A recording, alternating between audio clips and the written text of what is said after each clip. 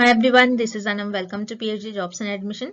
आज के इस लेक्चर में हम डीयू यूनिवर्सिटी यानी दिल्ली यूनिवर्सिटी के पीएचडी एंट्रेंस एग्जामिनेशन के लिए मोस्ट इंपॉर्टेंट रिसर्च मेथोडोलॉजी के एमसीक्यूज देखने जा रहे हैं। बहुत ही इंपॉर्टेंट सेशन होने वाला है। और जैसे कि आपको पता है, डीयू यूनिवर्सिटी के पीएचडी एंट्रेंस एग्जामिनेशन का स्केड्यूल रिलीज हो चुका है। उस पर मैंने डिटेल में एक नोटिफिकेशन वीडियो बनाया है, जिसको मैंने आज सुबह ही रिलीज कर दिया था। तो आपको पता है कि डीयू यूनिवर्सिटी के जो पीएचडी एंट्रेंस एग्जामिनेशन है, उसकी डेट रिलीज हो चुकी है। जो आपका एग्जामिनेशन है 17 अक्टूबर से लेकर 21 अक्टूबर के बीच में कंडक्ट करवाया जाएगा। 3 शिफ्ट्स में 3 स्लॉट्स में आपका एग्जामिनेशन कंडक्ट करवाया जाएगा। ठीक है, तो जिसमें आपका पेपर 1 जो है ये रिसर्च मेथोडोलॉजी होता है। तो जैसे कि आप स्क्रीन पर देख सकते हो, रिसर्च मेथोडोलॉजी पर हम आपको कंप्लीट कोर्स प्रोवाइड कर रहे हैं, जिसमें video lectures, notes, mock test और रिवीजन पीडीएफ आपको देखने मिलेगा। तो ये सारा जो कंटेंट है आपको 2 लैंग्वेजेस में हम प्रोवाइड करते हैं, Hindi as well as in English. तो आपको बायलिंगुअल लैंग्वेज में हमारा एक कोर्स देखने मिलता है। देन उसके बाद मैं आपको बता दूं, 100% गारंटी है। यहाँ पर हम हमारे कोर्स की 100% आपको पासिंग गारंटी देते हैं। यानी हम आपको इतना प्रिपेयर करवा देते हैं कि आप एटलीस्ट पासिंग मार्क्स तक मार्क्स स्कोर कर सको।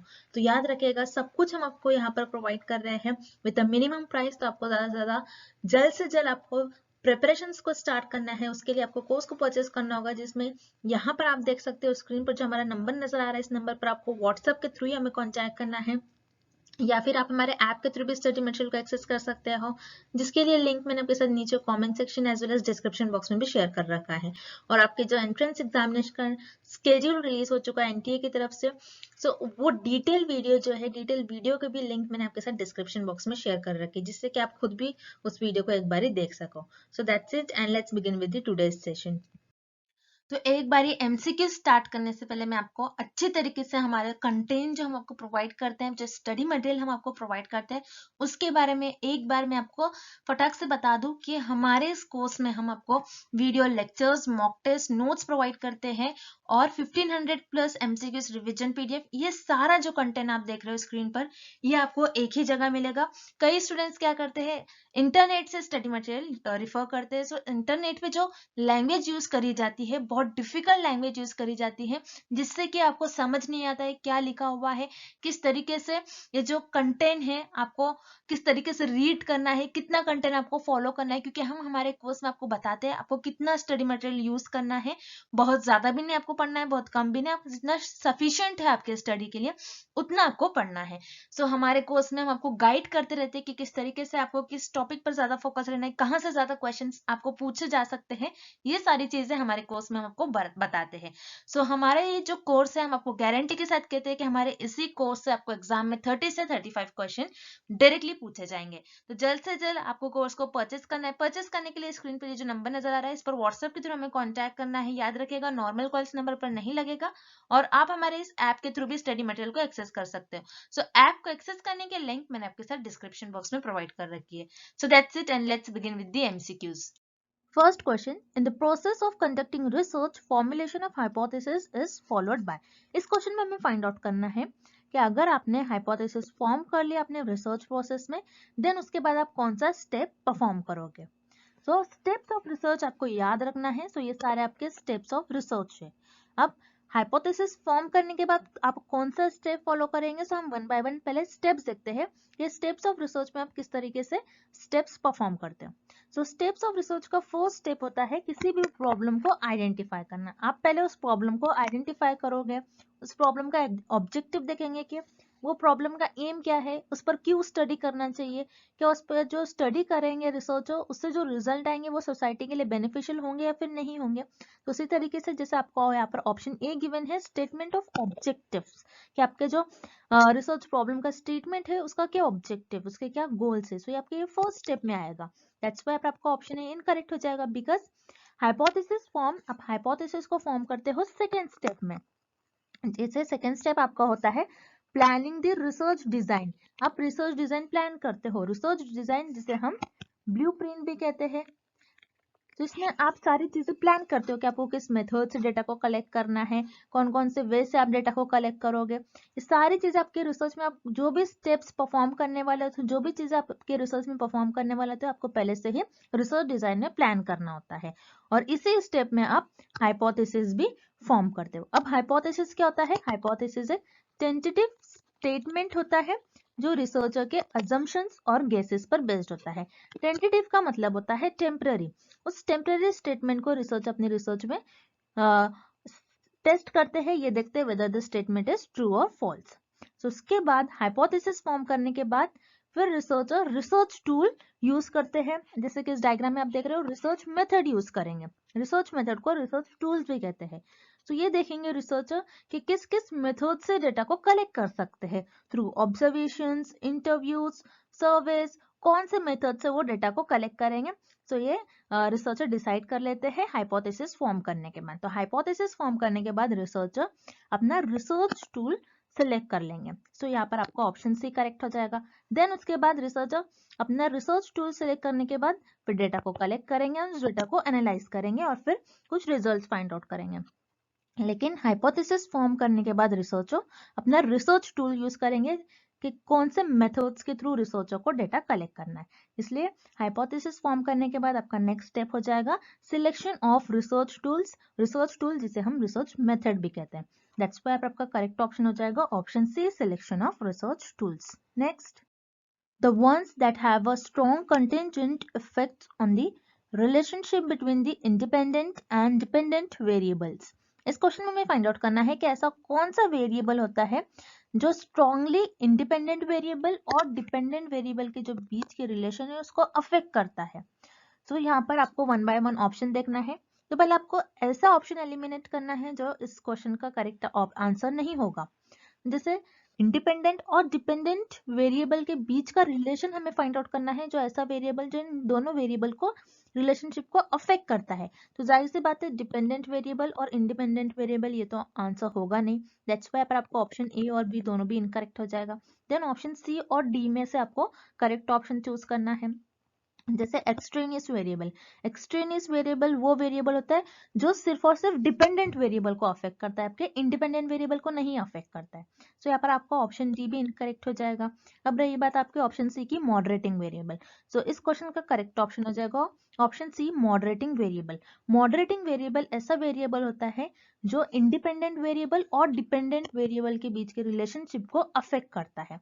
अब मॉडरेटिंग वेरिएबल इंडिपेंडेंट वेरिएबल और डिपेंडेंट वेरिएबल के बीच का जो रिलेशनशिप है उसको कैसे अफेक्ट करता है, इस डायग्राम के थ्रू हम समझते हैं। अब जैसे यहाँ पर इंडिपेंडेंट वेरिएबल है आपका कि आपने एक्सरसाइज किया और एक्सरसाइज पर आपने कितने आवर्स स्पेंड किया है, एंड डिपेंडेंट वेरिएबल है कि आपका हार्ट रेट आप मेजर कर रहे हो। अब इस केस में आपको ये देखना है कि इंडिपेंडेंट एंड डिपेंडेंट वेरिएबल जो है इन दोनों वेरिएबल्स के जो बीच का रिलेशन है, रिलेशनशिप को कौन सा वेरिएबल अफेक्ट करता है। सो वो होता है आपका मॉडरेटिंग वेरिएबल। अब इस केस में मॉडरेटिंग वेरिएबल आपका जेंडर हो जाएगा। अब मान लो आपने सिर्फ मेल्स पर स्टडी करा, ये देखने के लिए कि जिन जिन मेल्स ने एक्सरसाइज पर, आप ये देखोगे कि उन्होंने एक्सरसाइज पर कितना आवर्स एक्सपेंड किया, कितने आवर्स उन्होंने एक्सरसाइज किया, 1 आवर, 2 आवर, 3 आवर्स, और उनका हार्ट रेट आप चेक करोगे। तो इस केस में आपने सिर्फ मेल्स का चेक करा है, तो फीमेल्स का वैसे ही हो सेम केस, ऐसा नहीं कह सकते बिकॉज जेंडर है, जेंडर एज हो सकता है, जेंडर हो सकता है। सो ये चार चीजें मॉडरेटिंग वेरिएबल में आता है जो आपके इंडिपेंडेंट और डिपेंडेंट वेरिएबल के जो बीच का रिलेशनशिप है उसको अफेक्ट करता है। सो इस केस में और इस स्टडी में आप ये देख रहे हो कि इंडिपेंडेंट वेरिएबल जो कि आपने एक्सरसाइज किया है, आपके एक्सरसाइज आवर्स, और डिपेंडेंट वेरिएबल जो कि आप हार्ट रेट मेजर कर रहे हो। सो इस केस में आपका जो मॉडरेटिंग वेरिएबल होगा इन दोनों वेरिएबल्स के बीच का जो रिलेशन को अफेक्ट करेगा वो होगा आपका जेंडर। सो ऐसा वेरिएबल जो इंडिपेंडेंट और डिपेंडेंट वेरिएबल के बीच के रिलेशनशिप को अफेक्ट करता है वो होता है आपका मॉडरेटिंग वेरिएबल। दैट्स व्हाई आपका करेक्ट ऑप्शन हो जाएगा option C, moderating variable. Next, in sampling with replacement a sampling unit can be selected। इस क्वेश्चन में हमें फाइंड आउट करना है अगर आप आपके सैंपल को सैम्पलिंग विद रिप्लेसमेंट टेक्निक से सैंपल सेलेक्ट कर रहे हो, तो आपका जो सैम्पलिंग यूनिट क्या होता है कि आपके पॉपुलेशन में से एक मेंबर, आपके सैंपल का एक मेंबर, आपका जो सैंपल आप चूज कर रहे हो उसका एक मेंबर, उसका सिलेक्ट होने का चांस क्या होगा उस केस में, वो कितने बार सिलेक्ट होगा, हमें ये फाइंड आउट करना है। तो सैम्पलिंग विथ रिप्लेसमेंट, जिसको आपको शॉर्ट फॉर्म भी ये भी याद रखना है, simple random sampling with replacement, इसका शॉर्ट फॉर्म होता है SRSWR। सो ये शॉर्ट फॉर्म से भी आपको एग्जाम में क्वेश्चन आता है, ऐसे भी शॉर्ट फॉर्म से भी क्वेश्चन आए हैं आपके एग्जाम में, प्रीवियस ईयर्स में। तो आपको ये याद रखना है, सैम्पलिंग विथ रिप्लेसमेंट, जिसे हम SRSWR के नाम से भी जानते हैं। तो सैम्पलिंग विथ रिप्लेसमेंट अगर आप चूज कर रहे हो ये टेक्निक, तो आपके जो सैम्पलिंग यूनिट है उसके सिलेक्ट होने का चांस कितना आएगा, हमें ये फाइंड आउट करना है। तो जैसे यहाँ पर मेरी जो ये पॉपुलेशन है, पॉपुलेशन में से मैं सैंपल सिलेक्ट कर ले रही हूँ। अब पॉपुलेशन में से मैंने ये वाले बंदे को सिलेक्ट कर लिया अपने सैंपल में, और सिलेक्ट करने के बाद मैंने इसको फिर से रिप्लेस कर दिया। मैंने फिर से क्या किया, इसको पॉपुलेशन में भेज दिया। तो यहाँ पर ये मेंबर मेरे पॉपुलेशन से कट हो जाएगा। अब मैंने क्या किया, पॉपुलेशन में इसको फिर से भेज दिया, मतलब रिप्लेस कर दिया। अब मैं फिर से रैंडमली चूज करूंगी सैंपल को। अगर मैं रैंडमली फिर से यहाँ पर पॉपुलेशन में से अपने सैंपल्स को चूज करती हूँ, तो अगर मैं रैंडमली चूज करती हूँ तो हो सकता है कि दूसरी बार अगर मैं चूज करूंगी तो ये पर्सन की फिर से सिलेक्ट होने का चांस हो जाएगा। अगर मैं दूसरी बार चूज करूंगी तो इस पर्सन का फिर से सिलेक्ट होने का चांस हो जाएगा रैंडमली। तो ये सिलेक्ट हो जाएगा आपका। फिर उसके बाद ये पर्सन आपका फिर से सैंपल में सिलेक्ट हो गया। अब मैं फिर से क्या करूंगी, फिर से इसको रिप्लेस कर दूंगी, और फिर से अगर मैं रैंडमली चूज करती हूँ तो हो सकता है इसका फिर से सिलेक्ट होने का चांस हो, फिर से ये सिलेक्ट हो जाएगा सैंपल के लिए। तो अगर आप सैंपल को, सैम्पलिंग यूनिट अगर आपने एक बार चूज कर लिया अपने सैंपल को, उसको फिर से अपने पॉपुलेशन से रिप्लेस कर दिया, और पॉपुलेशन में से आप फिर से रैंडमली आपके मेंबर्स को सिलेक्ट कर रहे हो, तो हो सकता है उस पर्सन के फिर से सिलेक्ट होने का चांस हो, और आपने फिर से रिप्लेस कर दिया तो वो फिर से सिलेक्ट होगा। तो ये बार बार ये चलते ही रहेगा।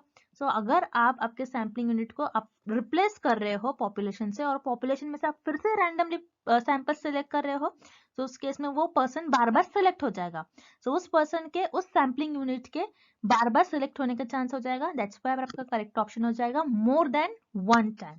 सो यहाँ पर आपका ऑप्शन भी करेक्ट है, more than one time. Next, The first step in data analysis process is, इस क्वेश्चन में हमें फाइंड आउट करना है कि डेटा एनालिसिस प्रोसेस का फर्स्ट स्टेप क्या होता है।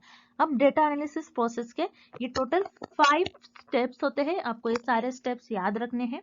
डेटा एनालिसिस प्रोसेस का फर्स्ट स्टेप होता है एडिटिंग ऑफ डेटा, कि आपको डेटा को कैसे एडिट करना है। अब रिसर्चर ने अपने इंटरव्यूज के थ्रू, मान लो इंटरव्यूज के थ्रू रिसर्चर ने रिस्पोंडेंट से जो भी आंसर्स उनके रिकॉर्ड किए होंगे, तो समटाइम्स कुछ मिस्टेक्स हो जाती होंगी। तो उस जो भी रिकॉर्डेड आंसर है, अगर वो सही इंफॉर्मेशन नहीं है, इनकरेक्ट इंफॉर्मेशन है, तो उस डेटा को एडिट करेंगे रिसर्चर। और यू कैन से रिस्पोंडेंट्स और इंटरव्यूअर्स से जो भी मिस्टेक्स हुई होंगी डेटा को कलेक्ट करने के लिए, तो उस डेटा को रिसर्चर एडिट करते हैं। एक तरीके से डेटा एडिटिंग में रिसर्चर डेटा को क्लीन करते हैं, जो भी इनकरेक्ट इंफॉर्मेशन होंगी उसको हटा देते हैं। सो डेटा एडिटिंग ये आपका फर्स्ट स्टेप होता है डेटा एनालिसिस प्रोसेस का। सो यहाँ पर आपका ऑप्शन ही करेक्ट हो जाएगा। देन डेटा एडिट करने के बाद आप उस डेटा पर कोड करते हो। रिसर्चर क्या करते हैं, डेटा को कोड करते हैं। अब डेटा कोडिंग क्या होता है, अब मान लो जैसे रिसर्चर ने अपने रिसर्च में मेल और फीमेल दोनों पर स्टडी करा, तो मेल्स के लिए रिसर्चर M यूज करेंगे, फीमेल्स के लिए रिसर्चर F यूज करेंगे। तो यहाँ पर रिसर्चर कुछ कोई कोई चीजों के लिए, कोई कोई वर्ड्स के लिए कोड यूज करते हैं। अब मान लो मेल के लिए रिसर्चर ने +1 यूज कर लिया, फीमेल के लिए -1। तो ये सारे ऐसे रिसर्चर्स कोड यूज करते हैं अपने रिसर्च में, डेटा के लिए कोड यूज करेंगे। सो उसे कहते हैं डेटा कोडिंग। सो ये आपका सेकेंड स्टेप में आता है data coding. Then third step में आता है क्लासिफिकेशन ऑफ डेटा। डेटा को कैसे क्लासिफाई करते हैं। अब रिसर्चर जो होते हैं एक पॉपुलेशन पर मान लो कोई स्टडी कर रहे हो, और वो पॉपुलेशन हेट्रोजीनियस है। तो पॉपुलेशन जो हेट्रोजीनियस होती है उसको रिसर्चर पहले होमोजीनियस ग्रुप्स में डिवाइड करते हैं। होमोजीनियस ग्रुप्स में क्यों डिवाइड करते हैं, बिकॉज क्योंकि उनकी सिमिलैरिटीज, उस पॉपुलेशन की सिमिलैरिटीज, जो जो सिमिलैरिटीज है उसके बेसिस पर रिसर्चर उस पॉपुलेशन को ग्रुप्स में डिवाइड करेंगे। तो उससे क्या होगा, जो भी इंफॉर्मेशन मिलेंगी उसमें क्लैरिटी होगी। और आपका जो क्लासिफिकेशन, एक अच्छा क्लासिफिकेशन भी तभी होगा जिसमें क्लैरिटी हो, इक्वालिटी ऑफ स्केल हो, एक्यूरेसी हो। Okay, so classification of data आपका ये थर्ड स्टेप होता है। एंड देन उसके बाद आप टैबुलेशन ऑफ डेटा। रिसर्चर क्या करते हैं, आपका जो भी डेटा होता है उसको एक टेबल फॉर्म में करते हैं। प्रॉपर टेबल नंबर डालेंगे, head notes, foot notes, caption, proper topic. So उस तरीके से डेटा में टैबुलेशन में मतलब टेबल में सारी इंफॉर्मेशन लिखते हैं, सारा डेटा लिखते हैं, ताकि दूसरे रिसर्चर अगर उस टॉपिक पर रिसर्च करे तो उस डेटा को यूज कर सके। देन उसके बाद जो भी डेटा होता है रिसर्चर उसको डायग्राम के थ्रू रिप्रेजेंट करते हैं। सो रिमेंबर फर्स्ट स्टेप होता है आपके डेटा एनालिसिस प्रोसेस का डेटा एडिटिंग। सो यहाँ पर आपका ऑप्शन है करेक्ट हो जाएगा। Next, sample is a subset of, इस क्वेश्चन में हमें फाइंड आउट करना है कि सैंपल किस ऑप्शन का सबसेट होता है। किस सबसेट मतलब किसका पार्ट होता है, किस ऑप्शन का पार्ट होगा, किस ऑप्शन का सबसेट होगा, हमें ये फाइंड आउट करना है। सो रिमेंबर, आपका जो सैंपल होता है वो पॉपुलेशन का सबसेट होता है, बिकॉज आपकी जो पॉपुलेशन होती है, पॉपुलेशन में आपके जो जितने भी मेंबर्स होते हैं उनमें से थोड़े बहुत पॉपुलेशन का एक पार्ट लेते हो, थोड़े बहुत मेंबर ले लेते हो। जैसे यहाँ पर पॉपुलेशन है, पॉपुलेशन में से आपने 1 2 3 4 4 5 लोगों को ले लिया और ये आपका सैंपल बन गया। तो सैंपल क्या होगा, पॉपुलेशन का कुछ पार्ट और पॉपुलेशन का सबसेट। तो sample is a subset of population, so यहाँ पर आपका ऑप्शन सी करेक्ट हो जाएगा। Whereas ऑप्शन है आपको गिवन है डेटा। डेटा क्या होता है, सैंपल से मिलने वाली इंफॉर्मेशन को आप डेटा कहोगे। तो सैंपल जो है आपका डेटा का सबसेट नहीं होता है, सो यहाँ पर आपका ऑप्शन ए इनकरेक्ट हो जाएगा। देन ग्रुप, ग्रुप भी इस केस में करेक्ट आंसर नहीं हो जाएगा। एंड डिस्ट्रीब्यूशन, डिस्ट्रीब्यूशन मतलब आप डेटा को किस तरीके से स्प्रेड करते हो, किस तरीके से डिस्ट्रीब्यूट करते हो। तो यहाँ पर सैंपल जो है डिस्ट्रीब्यूशन का भी सबसेट नहीं होगा, बल्कि सैंपल जो होता है is a subset of population. Population का कुछ पार्ट होता है आपका सैंपल, दैट्स व्हाई आपका करेक्ट ऑप्शन हो जाएगा option C population. Next, which law asserts that the greater the number of items one chooses from a universe, the greater is the possibility of accuracy? इस question में हमें find out करना है कि कौन सा ऐसा लॉ ये कहता है कि जितने ज्यादा आपके ग्रेटर नंबर ऑफ आइटम्स होंगे फ्रॉम द यूनिवर्स, उतने ज्यादा आपके ग्रेटर रिजल्ट एक्यूरेट आएंगे। मतलब अब मान लो आपकी जो पॉपुलेशन है, अब यहाँ पर यूनिवर्स से रिलेटेड पॉपुलेशन पॉपुलेशन है और आप पॉपुलेशन में से कुछ लोगों को सिलेक्ट कर रहे हो, मतलब आपका सैंपल है। अब पॉपुलेशन में आपके टोटल 100 लोग हैं, 100 पीपल है, और आपने जो सैंपल चूज किया वो ग्रेटर चूज कर, आपने सैंपल में आपके जो मेंबर्स है वो टोटल 90 है मान लो। तो आपका जो पॉपुलेशन है उसमें 100 लोग है और आपके जो सैंपल है उसमें टोटल 90 पीपल है। अब मेरा जो पॉपुलेशन का मीन है, अब मैं समझ लो पॉपुलेशन की यहाँ पर हाइट मेजर कर रही हूँ, इस केस में मैं हाइट पर स्टडी कर रही हूँ, हाइट मेजर कर रही हूँ लोगों की। तो पॉपुलेशन का जो मीन है मेरा और जो सैंपल का मीन है ये लगभग सेम ही आएगा, बट थोड़ा बहुत डिफरेंस हो सकता है। तो यहाँ पर जो मेरे रिजल्ट आएंगे वो ज्यादा पॉसिबल, ये पॉसिबिलिटी होंगी कि वो रिजल्ट जो मेरे एक्यूरेट आए। तो अगर आपने आपके जो पॉपुलेशन है और आपका जो सैंपल है, पॉपुलेशन में से अगर आप जो सैंपल चूज कर रहे हो और सैंपल का साइज आपका जितना ज्यादा बड़ा होगा, जितना ज्यादा ग्रेटर होगा, उतने ज्यादा ये पॉसिबल है कि आपके रिजल्ट एक्यूरेट आए। तो ये लॉ आपका कहता है law of inertia of large numbers, जितने ज्यादा आपके नंबर्स होंगे उतना ज्यादा आपका जो रिजल्ट आएगा वो एक्यूरेट होगा। दैट्स व्हाई पर आपका करेक्ट ऑप्शन हो जाएगा option B, law of inertia of large numbers. Next, which method is most appropriate to measure interpersonal relation of people in different group? इस क्वेश्चन में हमें फाइंड आउट करना है कि आप ऐसा कौन सा टेक्निक यूज करोगे, ऐसी कौन सी एनालिसिस और टेक्निक यूज करोगे अगर आपको लोगों का डिफरेंट डिफरेंट ग्रुप में इंटरपर्सनल रिलेशनशिप मेजर करना है। तो वो टेक्निक और वो एनालिसिस आपकी होगी सोशियोमेट्रिक एनालिसिस। सोशियोमेट्रिक एनालिसिस क्या होती है, जिसमें आप रिस्पोंडेंट्स को और किसी और पर्सन का वो देखते हो कि उनका इंटरैक्शन क्या हो रहा है बिटवीन ग्रुप्स मेंबर, किसी ग्रुप के मेंबर्स के साथ उनका इंटरैक्शन क्या हो रहा है, वो किस तरीके से इंटरैक्ट करते हैं, उनका रिलेशन कैसा है दूसरे लोगों के साथ, आप ये देखते हो थ्रू सोशियोमेट्रिक एनालिसिस। सो यहाँ पर आपका ऑप्शन सी करेक्ट हो जाएगा। देन यहाँ पर ऑप्शन ए आपको गिवन है प्रोजेक्टिव टेक्निक्स। प्रोजेक्टिव टेक्निक्स क्या है, जिसमें आप रिस्पोंडेंट्स के ओपिनियंस और उनके बिलीव्स को आप मेजर करोगे। सो ये आप प्रोजेक्टिव टेक्निक की हेल्प से रिस्पोंडेंट्स के कुछ दूसरे पर्सन्स के ओपिनियंस और बिलीव्स को मेजर करोगे। सो यहाँ पर आपका ऑप्शन ए इनकरेक्ट हो जाएगा, बिकॉज प्रोजेक्टिव टेक्निक में आप कोई भी दूसरे पर्सन का इंटरपर्सनल रिलेशनशिप नहीं देखते हो बिटवीन द ग्रुप्स। देन यहाँ पर आपको ऑप्शन बी गिवन है कंटेंट एनालिसिस। कंटेंट एनालिसिस जैसे नेम में ही मीनिंग है कंटेंट, आप किसी कंटेंट को एनालाइज करते हो, आप देखते हो उसमें जो फॉर्मेट है किस तरीके से फॉर्मेट यूज करा गया, उस कंटेंट का वर्ड्स कैसे लिखे गए हैं, पैटर्न कैसा है, और यू कैन से स्टाइल कैसा है, सिस्टमैटिक मैनर में वो कंटेंट लिखा गया है या फिर नहीं, सब कंटेंट को एनालाइज कर रहे हो। सो ऑब्वियसली यहाँ पर आपका ऑप्शन बी इनकरेक्ट हो जाएगा। Then option D observation. Observation क्या होता है, किसी चीज को ऑब्जर्व करना कि किस तरीके से वो चीज बिहेव कर रही है, कौन सा कैसा आप कोई पर्सन को, कोई एनिमल को आप बिहेव कर रहे हो, सो वो कैसा बिहेव कर रहा है, एक एनिमल दूसरे एनिमल के साथ कैसा बिहेव कर रहा है, तो आप ऑब्जर्वेशन के थ्रू पता लगाते हो। तो ऑब्जर्वेशन में आप कोई इंटरपर्सनल रिलेशनशिप नहीं देखते हो दूसरे लोगों का बिटवीन द डिफरेंट ग्रुप्स। सो यहाँ पर आपको ऑप्शन डी भी इनकरेक्ट हो जाएगा। सो यहाँ पर आपका करेक्ट ऑप्शन हो जाएगा सोशियोमेट्रिक एनालिसिस। सोशियोमेट्रिक एनालिसिस वो एनालिसिस होता है जिसमें आप इंटरैक्शन देखते हो दूसरे लोगों का between groups member. Okay, next, drawing information or content from the work of another without acknowledging the source by citing a reference is considered to be plagiarism in all of the following cases except। इस question में हमें find out करना है कि अगर आप आपके research में किसी और रिसर्चर का, किसी और ऑथर का इंफॉर्मेशन, उनका कंटेंट यूज कर रहे हो विदाउट एक्नॉलेजिंग, मतलब विदाउट उनका नेम प्रॉपर मेंशन करे बिना, तो वो प्लेजरिज्म हो जाता है। अब इस क्वेश्चन में हमें ये फाइंड आउट करना है कि किस ऑप्शन में, कौन सा ऑप्शन ऐसा है जो प्लेजरिज्म, हम उसको कहेंगे कि वो प्लेजरिज्म के अंडर नहीं आएगा। तो हम वन बाय वन ऑप्शंस देखते हैं। Option A, using the exact words of the author. कोई ऑथर है, कोई रिसर्चर है, उसका आप एग्जैक्ट वर्ड यूज कर रहे हो, सो ये आपका प्लेजरिज्म के अंडर आ जाएगा। ये आपका प्लेजरिज्म हो जाएगा। किसी और रिसर्चर का आप as it is word, exact word आप ले रहे हो, सो ये प्लेजरिज्म हो जाएगा। प्लेजरिज्म क्या होता है? किसी और रिसर्चर का वर्क कॉपी करने को प्लेजरिज्म कहते हैं। तो यहाँ पर आपका ऑप्शन ए इनकरेक्ट हो जाएगा। Then option B, using data that the author has compiled through his or her independent investigation। ऐसा डेटा जो ऑथर ने अपने खुद के इंडिपेंडेंट इन्वेस्टिगेशन के, खुद ने, वो ऑथर ने खुद ही इन्वेस्टिगेट कर डेटा कलेक्ट करा है और आप उस डेटा को एज इट इज यूज कर रहे हो।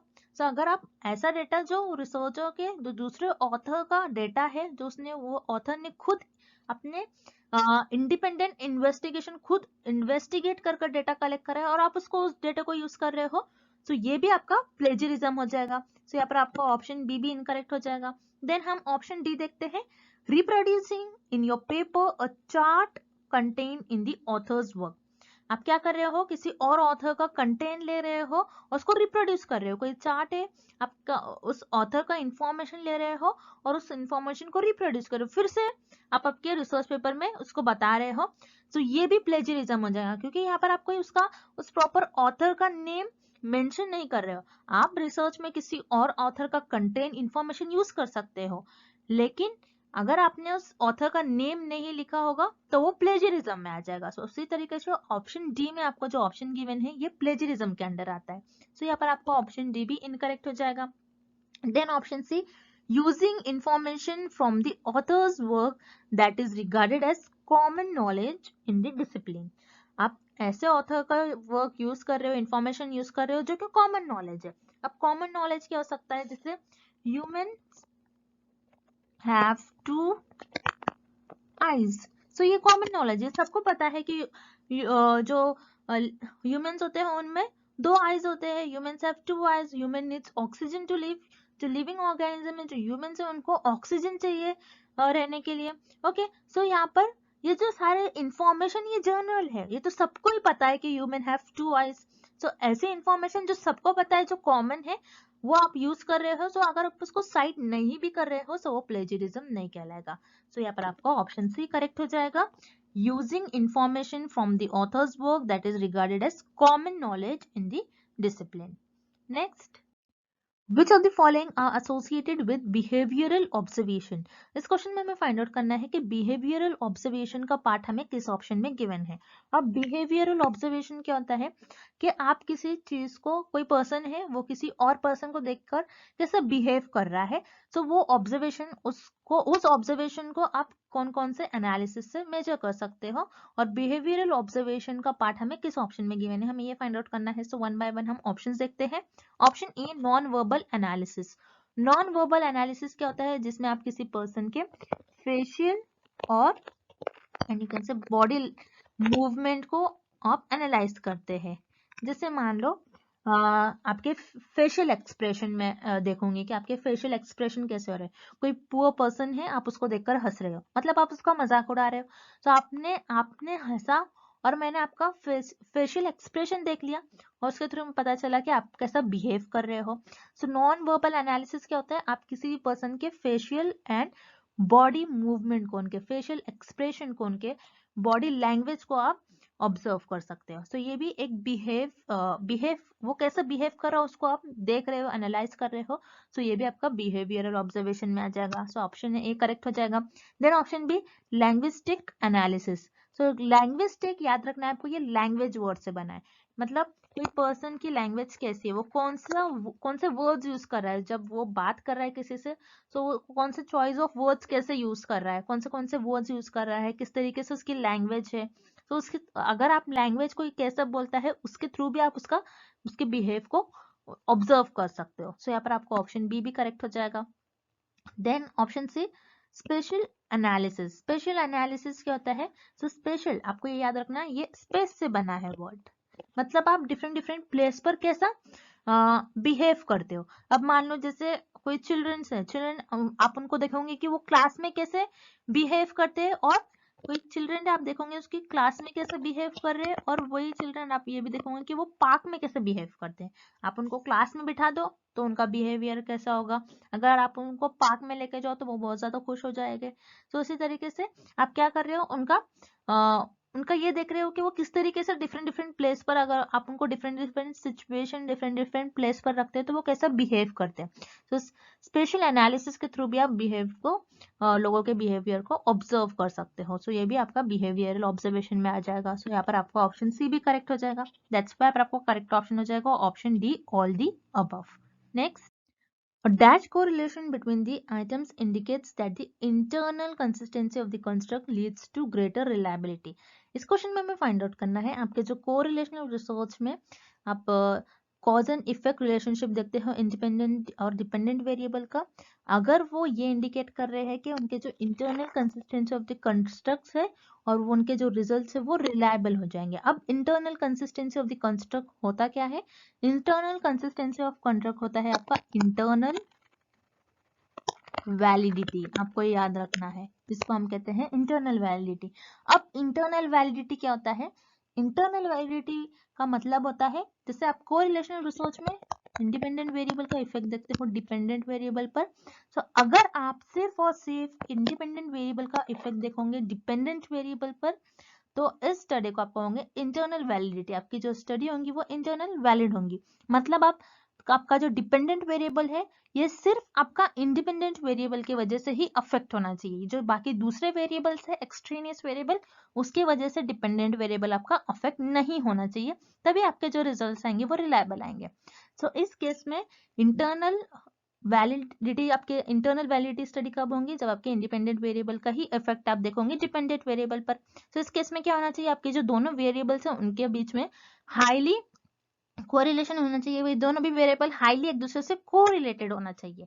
दैट्स व्हाई आपका करेक्ट ऑप्शन हो जाएगा option C, high correlation between the items indicates that the internal validity leads to greater reliability. That's why आपका करेक्ट ऑप्शन हो जाएगा option C, high. And thank you for watching this video. I hope this lecture is helpful for you all and good luck with your preparations.